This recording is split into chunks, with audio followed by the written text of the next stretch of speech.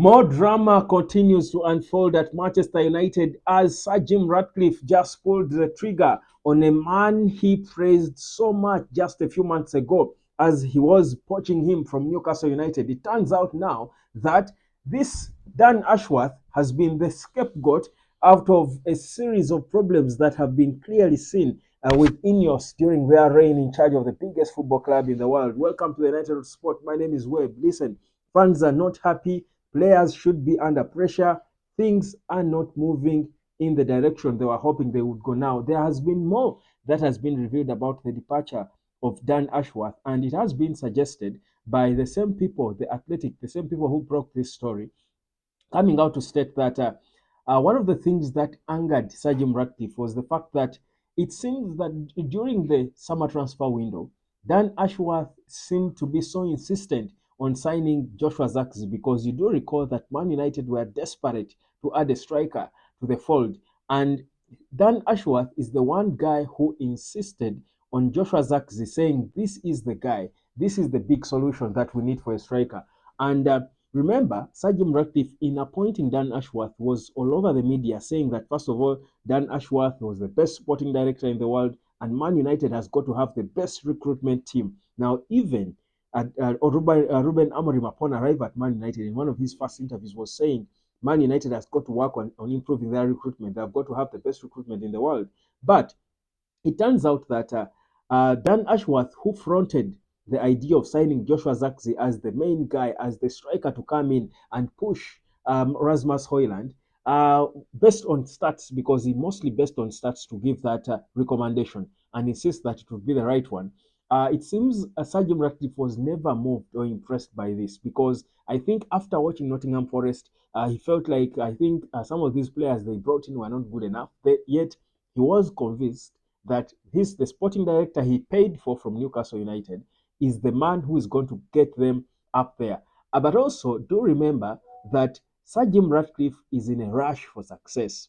Sir Jim Ratcliffe does not have a lot of time. He made it clear that he should be judged after 3 years. Now, the work that will be seen in 3 years has got to start now. And the person who is supposed to lead that is supposed to be the sporting director. It is supposed to be that person who is giving them direction in terms of where they want to go, in terms of which players they need to sign, the profiles of players and stuff. Now, if Sir Jim Ratcliffe, from the first summer that Dan Ashworth has had as sporting director, he's not moved and impressed, is it a bad thing for him to pull the trigger on him first before he goes into another summer?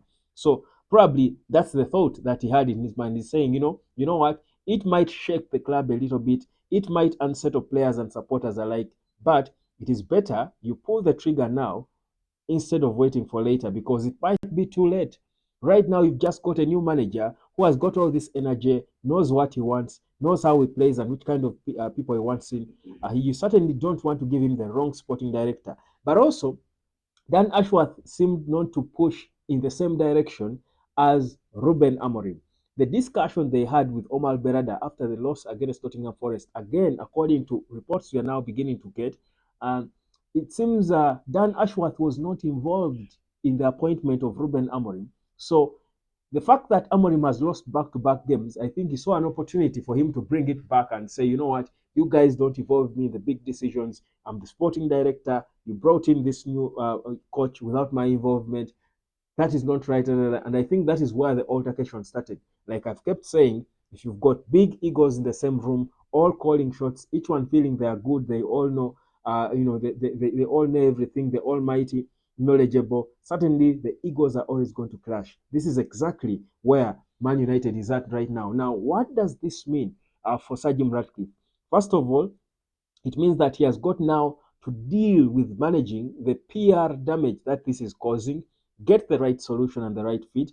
But also, remember, this is happening at a time when the supporters of Man United are already not impressed by how Sir Jim Ratcliffe is taking things.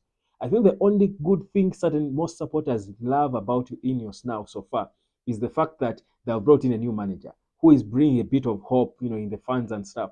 But the things that have happened away from the manager do not really seem to be moving the supporters of Man United.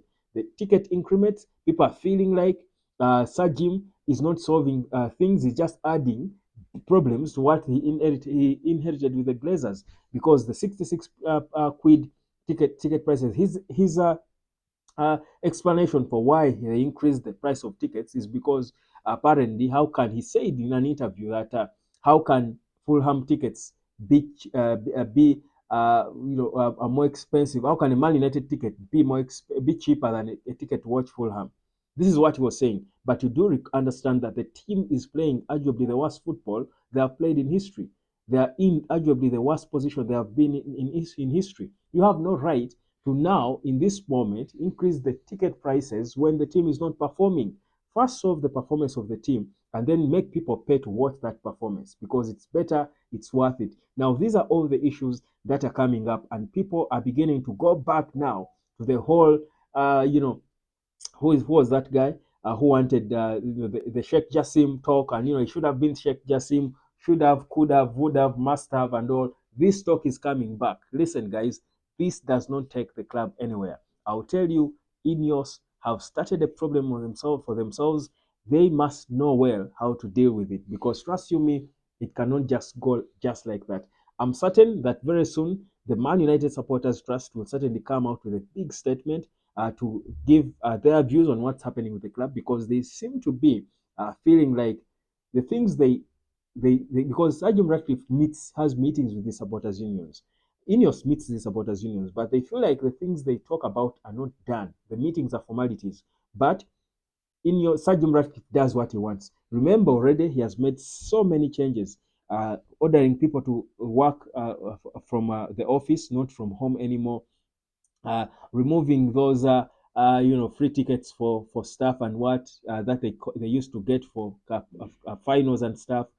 He did now increasing ticket prices. Of course, he's building a new stadium. He's trying to change everything to give the club his own identity. So he's being a dictator, some feel, and dictatorship in football for a club like Man United can certainly not be supported entirely. So what exactly is bound to happen? But what we see clearly, what's glaring is the fact that Sergeant Ratcliffe is in a rush for success. It's not a bad thing because that's what Man United supporters want. They want the club to succeed.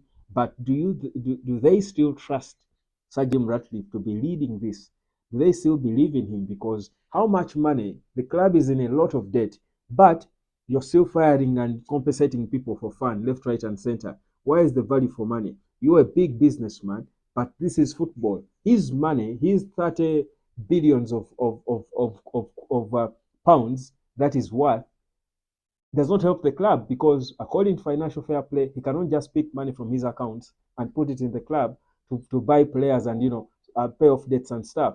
So there's got to be a working formula, a working structure that makes sense. It doesn't seem to be seen.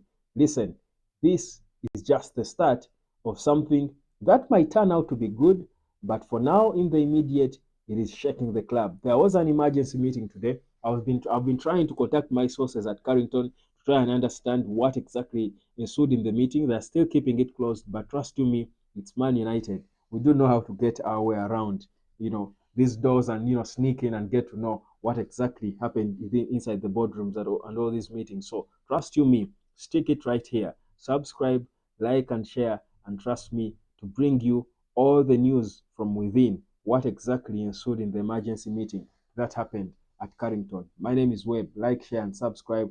This is Man United Talk on the United Sport.